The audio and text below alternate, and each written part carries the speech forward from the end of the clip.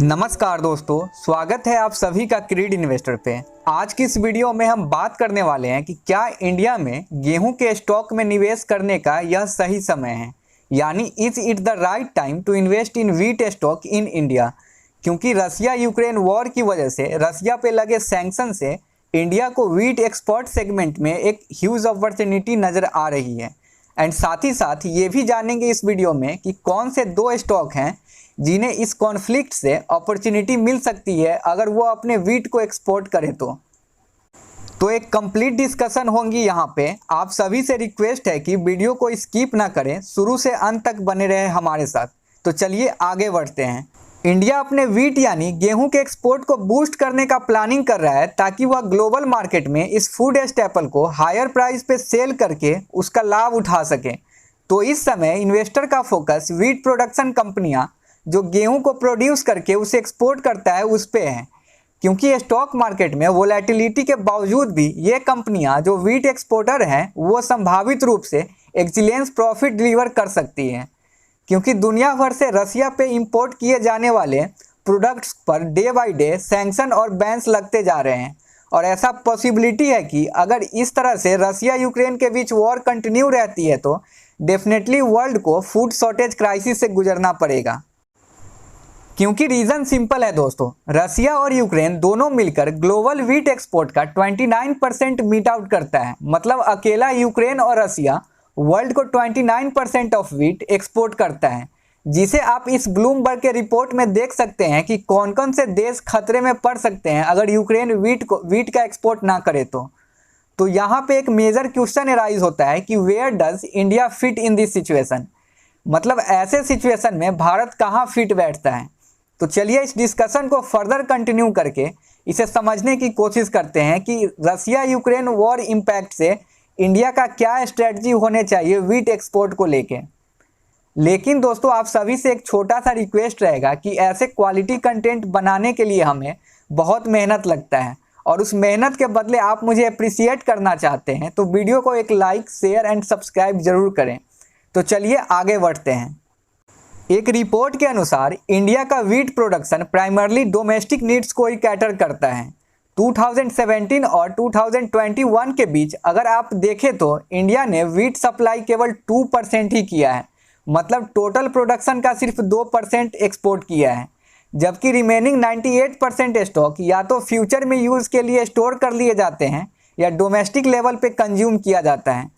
वहीं present scenario को देखें तो कंसीडर करके चले तो यूक्रेन रसिया वॉर से एग्री कमोडिटी चेन में डिसरप्शन हो रहा है, जिससे इंडिया के लिए आशा की एक नई उम्मीद नज़र आ रही है। जैसा कि हम सभी को पता है कि यूरोप जैसे कॉन्टिनेंट में हमेशा से चलते आ रहे कन्वेंशनल ब्रेड बास्केट का डिमांड को पूरा करने में मार्केट कैपेबल नहीं है, जिसे इंडियन मार्केट को एज अपॉर्चुनिटी के रूप में देखा जा रहा है, क्योंकि इंडिया सेकेंड लार्जेस्ट प्रोड्यूसर है चाइना के बाद। वो भी अपने ग्लोबल कंपटीटर्स के बीच सबसे सस्ते दामों पर गेहूं के डिमांड को पूरा करने में कैपेबल हो सकता है।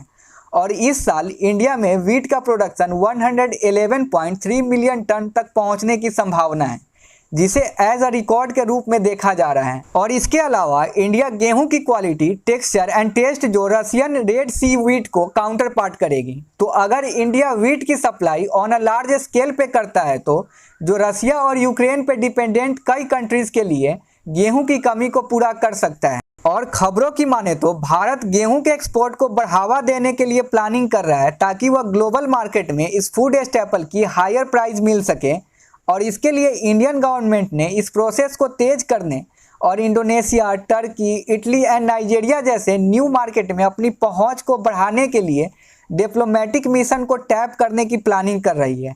इससे न सिर्फ रूरल इकोनॉमी को फायदा होगा बल्कि व्हीट एक्सपोर्टिंग कंपनियां को करेंट फाइनेंशियल ईयर में रिकॉर्ड क्वांटिटी में गुड्स सप्लाई का मौका मिलेगा। तो चलिए अब हम दो स्टॉक पे नज़र डालते हैं जिन्हें संभवतः फ़ायदा मिलेगा, क्योंकि गेहूं मार्केट में नेक्स्ट हॉट कमोडिटी बन जाती है। तो हमारा पहला स्टॉक है आईटीसी। इस वॉर की वजह से एज अपॉर्चुनिटीज़ के रूप में देखा जा रहा है। तो आइए समझते हैं ऐसा क्यों। दोस्तों आईटीसी का हमने एक डिटेल वीडियो भी बनाया था जहां हमने जाना था कि फ्यूचर में 10x ग्रोथ का मौका मिल सकता है कि नहीं, आईटीसी के शेयर क्यों बढ़ रहे हैं, आप चाहे तो उसे चेकआउट भी कर सकते हैं। वीडियो का लिंक मैंने डिस्क्रिप्शन में दे दिया है। तो चलिए आगे बढ़ते हैं।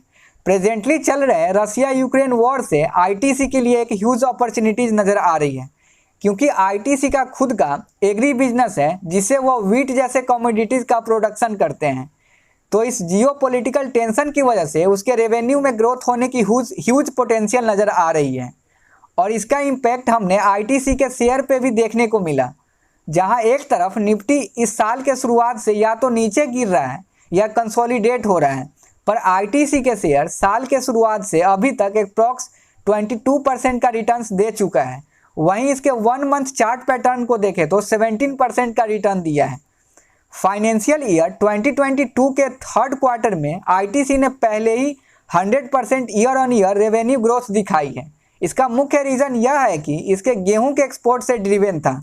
साथ ही साथ इसके रेवेन्यू स्पाइक होने में चावल और मसाले जैसे कमोडिटीज़ का भी कंट्रीब्यूशन रहा है। आईटीसी का लीडिंग एग्री प्रोडक्ट आशीर्वाद आटा इंडिया में ब्रांडेड आटा इंडस्ट्री में अपनी लीडरशिप पोजीशन को और भी मजबूत किया है। इसके अलावा कंपनी ने रसिया यूक्रेन से सप्लाई पर डिपेंडेंट ग्लोबल पॉपुलेशन की नीड्स को पूरा करने के लिए फिजिकल ईयर 2022 में सिग्निफिकेंट क्वांटिटी में गेहूं का एक्सपोर्ट किया है, और प्रोडक्शन को और भी बूस्ट करने के लिए आईटीसी ने अपने व्हीट डेवलपमेंट प्रोग्राम को प्रोएक्टिवली स्केल अप किया है। और अभी आईटीसी के लिए एक पॉजिटिव न्यूज़ ये भी है कि इसके शेयर प्राइस अपने 52 वीक के हायर लेवल पे पहुंच चुका है, और बड़े बड़े ब्रोकिंग हाउस इसमें काफ़ी अच्छा टारगेट दे रहे हैं, यानी अराउंड 450 रुपीज़ का टारगेट दे रहे हैं। एंड नेक्स्ट स्टॉक है हमारा जिन्हें वॉर की वजह से एज अपॉर्चुनिटीज़ के रूप में देखा जा रहा है, वो है अडानी विलमार। यूक्रेन में टर्बुलेंस और रसिया के आइसोलेशन ने अडानी विलमार के लिए एक बिग अपॉर्चुनिटीज़ का मौका दिया है, जो इंडिया के लार्जेस्ट फूड एफएमसीजी प्लेयर हैं, और इस एफएमसीजी बिजनेस से 46% ऑफ रेवेन्यू रिकॉर्ड किया है।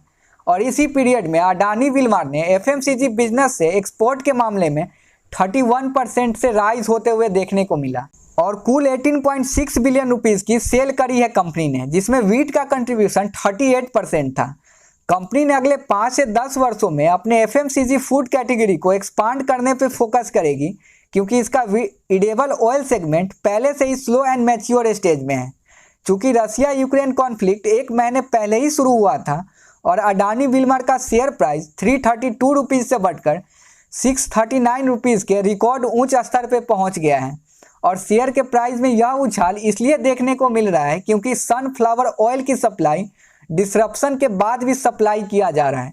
अगेन रसिया यूक्रेन द्वारा ह्यूज अमाउंट में सप्लाई होता है सनफ्लावर ऑयल, एंड कंपनी के पास आने वाले महीनों में अपने गेहूं को एक्सपोर्ट के लिए एक स्ट्रेटजी बिल्डअप कर रही है, जिससे इस कॉन्फ्लिक्ट की वजह से डेफिनेटली गेन मिलेगा इस कंपनी को।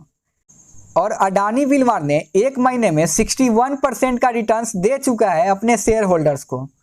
तो ये थे 2 स्टॉक जिन्हें इस वॉर के बीच एज अपॉर्चुनिटीज़ के रूप में देखा जा रहा है।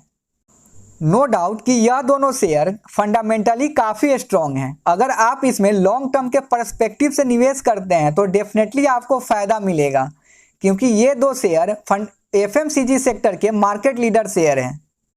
और इस सिचुएशन को कंसीडर करके चले तो जीवन में ऐसा मौका बार बार नहीं आता है। तो दोस्तों आज की इस वीडियो में इतना ही। मुझे उम्मीद है कि ये वीडियो इन्फॉर्मेटिव लगा होगा। आपका किसी तरह का सुझाव हो तो नीचे कमेंट बॉक्स में ज़रूर बताइएगा, एंड आप इस चैनल को सब्सक्राइब भी कर सकते हैं ताकि इस तरह के कंटेंट आपसे मिस ना हो। तब तक के लिए जय हिंद, जय भारत।